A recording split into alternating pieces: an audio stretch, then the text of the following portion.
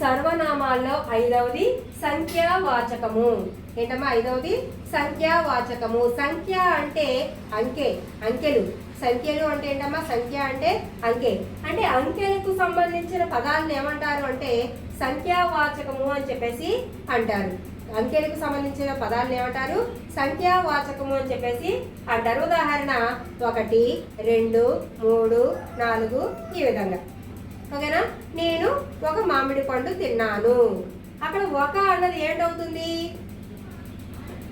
నేను ఒక మామిడి పండు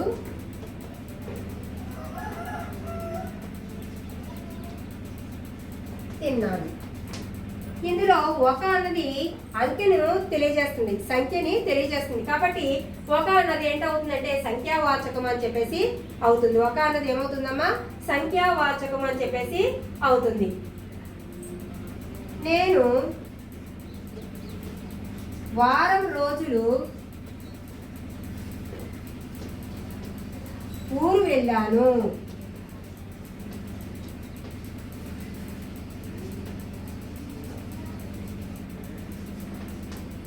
వారం రోజులు, వారం రోజులు అంటే వారానికి ఎన్ని రోజులు?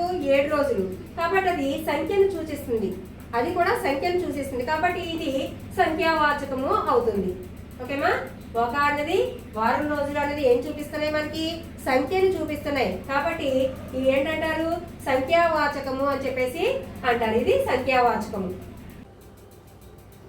సర్వనామంలోని 6వది నిర్దేశాత్మకములు. 6వది ఏంటమ్మా? నిర్దేశాత్మకములు. నిర్దేశాత్మకములు అంటే నిర్దేశించినట్లుగా, అంటే నిర్దిష్టంగా చెప్పే పదాలను నిర్దేశాత్మక పదాలు అని చెప్పేసి అంటారు. ఏంటమ్మా? నిర్దేశించినట్లుగా, నిర్దిష్టంగా చెప్పే పదాలను నిర్దేశాత్మక పదాలు అని చెప్పేసి అంటారు. ఉదాహరణ ఇది, అది, ఇవి ఈ విధంగా వస్తాయి. ఇది పుస్తకము, అవి పెన్నులు, లేదంటే అవి కుర్చీలు. ఈ విధంగా చెప్పేది అది ఏమిటి, ఇది ఏమిటి, అది ఏమిటి.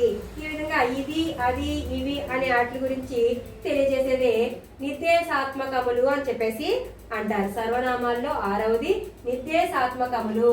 నిర్దేశించినట్లుగా అంటే నిర్దిష్టంగా చెప్పే పదాలను ఏమంటారు అంటే నిర్దేశాత్మకములు అని చెప్పేసి అంటారు. ఏంటి ఉదాహరణ ఏంటి అంటే ఇది, అది, ఇవి అని వస్తాయి అన్నమాట. సర్వనామాల్లో 7వది అనిర్దిష్టార్థకములు అంటారు. అనిర్దిష్టార్థకములు 7వది ఏంటమ్మా? అనిర్దిష్టార్థకములు అంటే నిర్దిష్టంగా, అంటే ఖచ్చితంగా చెప్పలేము. వీటిని ఖచ్చితంగా చెప్పలేనటువంటి పదాలను ఏమంటారంటే అనిర్దిష్టార్థకములు అని చెప్పేసి అంటారు. సర్వనామాల్లో 7వది అనిర్దిష్టార్థకములు. అంటే వీటిని ఖచ్చితంగా చెప్పలేము, ఇన్ని అన్ని అని చెప్పి ఖచ్చితంగా చెప్పలేము. అలాంటి వాటిని ఏమంటారంటే అనిర్దిష్టార్థకములు అని చెప్పేసి అంటారు. ఉదాహరణ కొన్ని, కొన్ని, ఎన్ని, కొన్ని. అలాగే పెక్కు, పెక్కు అంటే ఎక్కువ, ఎక్కువ, ఎన్ని ఎక్కువ చెప్పలేము. సుమారుగా, సుమారుగా ఇన్ని ఉన్నాయి అని చెప్తాం. అలాగే చాలా ఉన్నాయి, ఎన్ని, చాలా, ఎన్ని అనేది తెలియదు. రమారమి, ఇంచుమించుగా, ఇంచుమించుగా ఇన్ని ఉన్నాయి అని చెప్పడం. సుమారుగా, సుమారు, సుమారుగా ఇన్నున్నాయి, అన్నున్నాయి అని చెప్తాం. అంతేకాని ఖచ్చితమైన అంకె అనేది ఇక్కడ రాదు, ఖచ్చితంగా చెప్పలేము. అలాంటి ఖచ్చితంగా చెప్పలేనటువంటి పదాలను ఏమంటారంటే అనిర్దిష్టార్థకములు అని చెప్పేసి అంటారు. ఖచ్చితంగా చెప్పలేనటువంటి పదాలను ఏమంటారు అంటే అనిర్దిష్టార్థకములు అంటారు. అవేంటి? కొన్ని, పెక్కు, సుమారు, చాలా, రమారమి ఈ విధంగా వస్తాయి అన్నమాట. ఓకేనమ్మా? ఈ విధంగా వస్తాయి.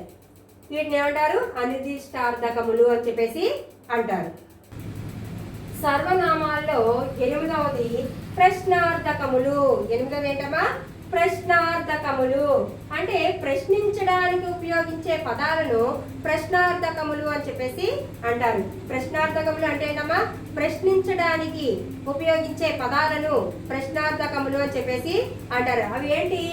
ఎవరు, ఎందుకు, ఎక్కడ, ఏమిటి, ఎలా ఈ విధంగా ప్రశ్నలు వేస్తాం.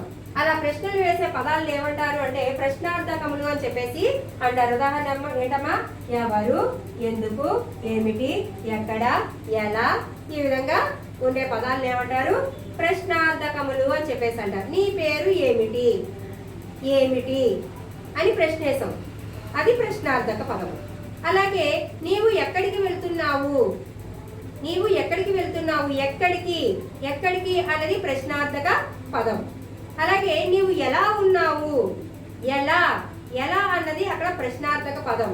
ఇలాంటి పదాలను ఏమంటారు అంటే ప్రశ్నార్థకములు అని చెప్పేసి అంటారు. ప్రశ్నించడానికి ఉపయోగించే పదాలను ప్రశ్నార్థకములు అని చెప్పేసి అంటారు.